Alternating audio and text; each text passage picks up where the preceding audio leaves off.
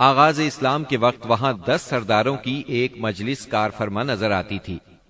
قصی کے 4 بیٹے تھے، ان میں عبد مناف بڑے نامور اور صاحب عزت ہوئے۔ عبد مناف کے بھی 4 بیٹے تھے، ان میں ہاشم شہرت میں سبقت لے گئے۔ ہاشم آپ کے پردادا تھے، بہت دولت مند ہونے کے ساتھ ساتھ سخاوت، مروت اور احسان میں بھی بے مثال تھے۔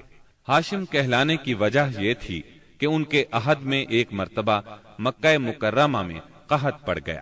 یہ فلسطین گئے اور اونٹوں پر آٹے کی بہت سی بوریاں لاد لائے، بہت سے اونٹ ذبح کیے، ان کا شوربہ تیار کیا، روٹیاں پکوائیں، ان روٹیوں کو شوربے میں بھگو بھگو کر اہل شہر کو کھلاتے رہے۔ عرب اس کھانے کو حشیم اور سرید کہتے ہیں۔ یہ سلسلہ ایک مدت تک جاری رہا، اسی وجہ سے ان کا نام ہاشم پڑ گیا۔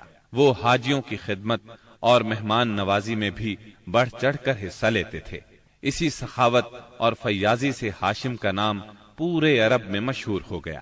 ذاتی اثر و رسوخ اور وجاہت کی وجہ سے ان کی دوسرے ممالک کے درباروں میں بھی رسائی تھی۔ انہوں نے ہی قریش میں سب سے پہلے یہ دستور جاری کیا کہ سال میں 2 مرتبہ تجارتی قافلے روانہ ہوا کریں، موسم گرما میں شام کی طرف اور موسم سرما میں یمن کی طرف۔ چنانچہ اسی دستور کے مطابق دونوں موسموں میں قافلے روانہ ہوتے تھے۔ سورۃ القریش میں اللہ تعالیٰ نے قریش کو یہی انعام یاد دلایا ہے، کیونکہ قریش اللہ کی رحمت سے موسم سرما و گرما کے عادی ہو گئے۔ ان کی سمجھ میں یہ بات آ گئی کہ اس نعمت کے شکریہ میں اللہ کی عبادت کرنا چاہیے جو اس گھر کا مالک ہے، اور اس نے انہیں بھوک میں کھانا دیا اور خوف سے امن بخشا۔ نجاشی شاہ حبش ہاشم کی بے حد خاطر مدارت کرتا اور تحفے تحائف بھی پیش کرتا۔ قیصر روم بھی ان سے بہت مہربانی سے پیش آتا تھا۔ ہاشم نے یمن اور روم کی حکومت سے قریش کے تجارتی قافلے کی حفاظت کا حکم حاصل کیا، اور یہ ان کے اعلیٰ تدبر کا نتیجہ تھا کہ تمام راستے قریش کے تجارتی قافلوں کے لیے محفوظ ہو گئے۔ اس طرح مکہ مکرمہ بین الاقوامی تجارت کا مرکز بن گیا۔ اس سے خانہ کعبہ کی زیارت اور فریضہ حج عام ہو گئے، اور مکی زبان بھی ملک کے چاروں طرف سمجھی جانے لگی۔ ان قریشی قافلوں اور سالانہ میلوں کی وجہ سے جزیرہ نمائے عرب میں ایک معاشی مرکز پیدا ہو گیا۔ ان سالانہ میلوں میں قریش کو سرمایہ دارانہ تجارت اور قافلوں کی حفاظت کے سلسلے میں بہت اہمیت حاصل تھی۔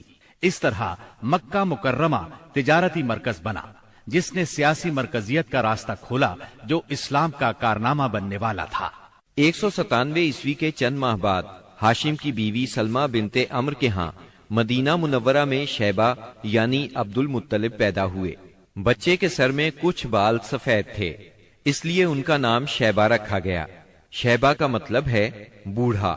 ہاشم کی وفات کے بعد ذمہ داریاں ان کے بھائی مطلب نے سنبھال لی تھی۔ گویا مطلب شیبہ کا چچا تھا۔ اس کی وفات کے بعد شیبہ نے رفادہ اور سقایا کی ذمہ داریاں خوبی سے سنبھالی۔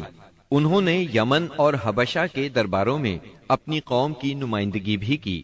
ان کی ملکیت میں ایک قدرتی چشمہ بھی تھا۔ ایک دن خواب میں انہیں اشارہ ملا کہ فلاں جگہ کھود کر غائب شدہ زمزم کا کنواں برآمد کریں۔ کھودتے وقت اس سے انہیں دفن شدہ خزانہ بھی ملا جو کعبے کے چڑھاووں پر مشتمل تھا۔ عبد المطلب کو زمزم کی ملکیت کے لیے بہت دشواریاں پیش آئیں، مگر اہل شہر امن پسند تھے۔ انہوں نے طے کیا کہ کسی غیر جانبدار حاکم سے اس کا فیصلہ کرا لیا جائے۔ عبد المطلب نے یہ بات مان لی، لیکن پریشان بھی تھے، اس لیے منت مانی کہ اگر اللہ نے مجھے 10 بیٹے دیے اور وہ بلوغت کو پہنچے تو میں ان میں سے ایک کو کعبے میں جا کر اللہ کے لیے قربان کر دوں گا۔ جب 10واں بیٹا بھی بلوغت کو پہنچ گیا تو عبد المطلب کو منت یاد آئی۔ انہوں نے بیٹوں کے درمیان قرعہ ڈالا تاکہ جس کا نام نکلے اسے قربان کر دیں۔ قرعہ نبی اکرم صلی اللہ علیہ وسلم کے والد عبداللہ کے نام نکلا۔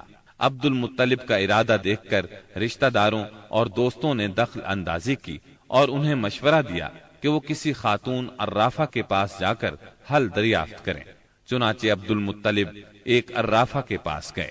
اس نے معاملہ سن کر مشورہ دیا کہ بیٹے اور 10 اونٹوں کے درمیان قرعہ ڈالو۔ اگر عبداللہ کے نام نکلے تو مزید 10 اونٹ بڑھا دو۔ اس طرح خون بہا کی مقدار میں اضافہ کرتے جاؤ یہاں تک کہ قرا خون بہا پر نکلے۔ انہوں نے قرا اندازی شروع کی۔ قرا ہر بار عبداللہ کے نام نکلتا رہا۔ یہ 10 اونٹ ہر بار بڑھاتے گئے۔ جب 100 اونٹ پورے ہو گئے تب قرا اونٹوں کے نام نکلا۔